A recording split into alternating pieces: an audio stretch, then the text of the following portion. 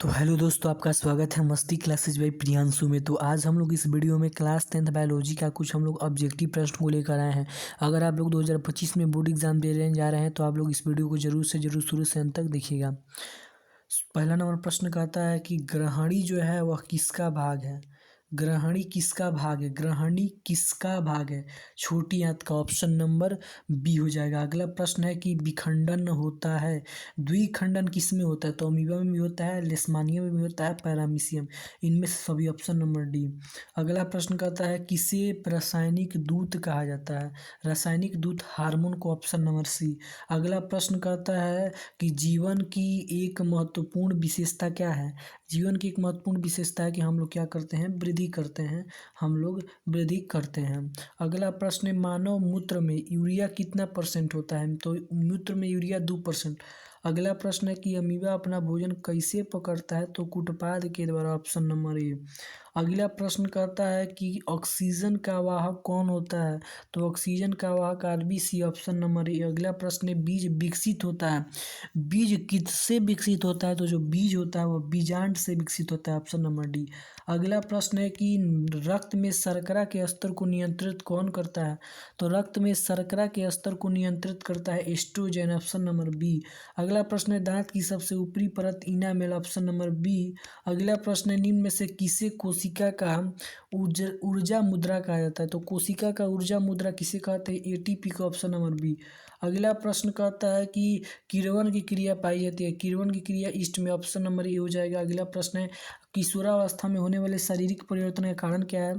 तो किशोरावस्था में जो भी शारीरिक परिवर्तन होता है उसका कारण है टेस्टोस्टेरोन और एस्ट्रोजन। ऑप्शन नंबर डी हो जाएगा, ए और सी हो जाएगा। ठीक है, ए और बी नहीं, ए और सी हो जाएगा। अगला प्रश्न कहता है कि मानव मस्तिष्क का औसतन भार कितना होता है। मानव का जो मस्तिष्क होता है उसका औसतन भार 1.5 किलो ऑप्शन में देगा, या 1.4 kg देगा, या 1.4 kg देगा, वो मारेंगे लोग। पुष्प का नर भाग, इनमें से कौन सा पुष्प का नर भाग है। तो पुमंग या पुंकेसर। Option number D. अगला प्रश्न कहता है मछली का श्वसन अंग है। तो मछली का जो श्वसन अंग क्या है बाबू, गिल्स हो जाएगा, या गलफड़ दे देगा, वो भी हो जाएगा। Option number B. अगला प्रश्न मनुष्य में श्वेत रक्त कोशिका का जीवन अवधि, जो श्वेत रक्त कोशिका होता है उसका जीवन अवधि 12 से 20 दिन। Option number A. अगला प्रश्न कहता है कि हमारे शरीर में किस पीएच परस के बीच काम करता है। तो 7.0 से 7.8। Option number A. अगला प्रश्न सभी हरे पौधे होते हैं। तो सभी जितने भी हरे पौधे हैं वो सभी हरे पौधे क्या होते हैं जी, स्वपोषी। Option number C. अगला प्रश्न है कि पादप हार्मोन साइटोकाइनिन सहायक होता है। तो साइटोकाइनिन तने की वृद्धि के लिए, पादप का प्रकाश की ओर मोड़ने के लिए, प्रवाह के अग्रभाग की लंबाई के वृद्धि के लिए, इनमें से सभी। ऑप्शन नंबर डी हो जाएगा। अगला प्रश्न पूर्ण विकसित अंडाशय कहलाता है। पूर्ण रूप से जो विकसित अंडाशय होता है वह क्या कहलाता है जी, तो पूर्ण रूप से विकसित जो अंडाशय होता है वही तो फल बनाता है। Option number A. अगला प्रश्न कहता है कि पीत रस कहाँ से स्रावित होता है। तो जो पीत होता है वह यकृत से। Option number C. अगला प्रश्न कहता है आपका कि पौधों में गैसों का आदान प्रदान होता है। तो पौधों में गैसों का जो आदान प्रदान रंध्र द्वारा। Option number C.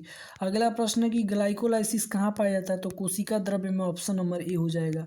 अगला प्रश्न कहता है आपका निम्न में से कौन वृक्क की रचनात्मक एवं क्रियात्मक इकाई है। तो वृक्क का कह रहा है तो वृक्क का हो जाएगा नेफ्रॉन। मस्तिष्क का कहेगा तब न्यूरॉन होगा। ऑप्शन नंबर सी हो जाएगा। अगला प्रश्न कहता है कि बर्थ हार्मोन के नाम से किसे जाना जाता है। तो ऑक्सीटोसिन। Option number C. अगला प्रश्न कहता है फूल का कौन सा भाग फल में बदलता है।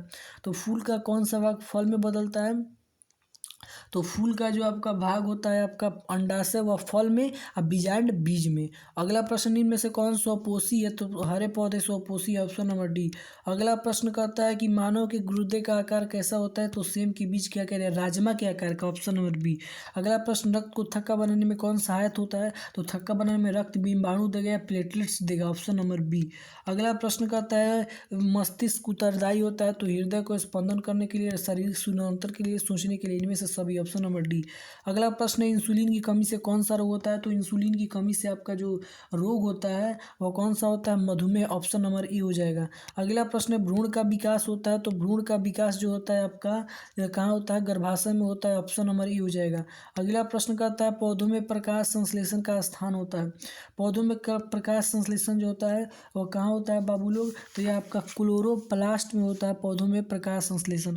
अगला प्रश्न है 36वां नंबर कि मैग्नीशियम पाया जाता है, तो मैग्नीशियम किस में होता है? तो क्लोरोफिल में, ऑप्शन नंबर सी हो जाएगा। अगला प्रश्न कहता है कि स्लाइड को सबसे पहले कंपाउंड माइक्रोस्कोप से देखा गया 10x पर, ऑप्शन नंबर बी। अगला प्रश्न कहता है, मानव में डायलिसिस थैली होता है, तो डायलिसिस थैली कहाँ होता है मानव में? तो नेफ्रॉन में होता है, ऑप्शन नंबर सी। अगला प्रश्न है, मुकुलन द्वारा प्रजनन किस में होता है? तो मुकुलन के द्वारा प्रजनन ईस्ट में होता है, ऑप्शन नंबर बी। अगला लास्ट क्वेश्चन है, दो तंत्रिका कोशिका के मध्य खाली स्थान को क्या कहते हैं? तो दो तंत्रिका मध्य खाली स्थान को सिनेप्स कहते हैं, ऑप्शन नंबर ए हो जाएगा। अगर आप लोग को हमारा वीडियो अच्छा लगता हो तो हमारे वीडियो को जैसे लाइक करें और शेयर करें। ऐसे वीडियो को देखने के लिए मस्ती क्लासेस में प्रियंशु को जरूर सब्सक्राइब कर लें।